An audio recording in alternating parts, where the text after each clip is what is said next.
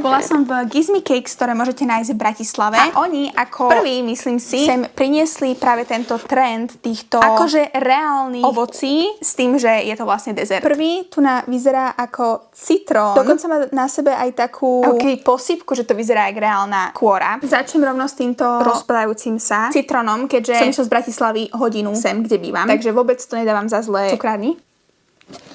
Ja vôbec neviem, čo cítim. Viem, že tam je šlahačka, veľa farby.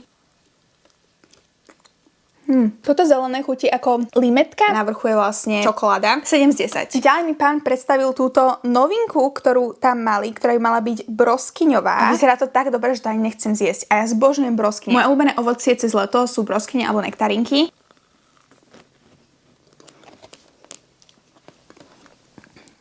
Mňam ale vnútro obyčajné čerstvé broskyne, ktoré sú není až tak sladké, čo je podľa mňa celkom problém. Pod tým je koláč a okolo toho nejaký krém. Toto je proste len drahšia verzia bublaniny, ale je to úplne že fajné s tým, že máte proste krém. Tomu dávam 6/10, lebo bábovku si môžete spraviť doma.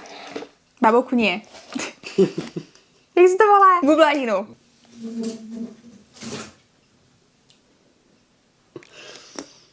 Toto zostalo z citrónu.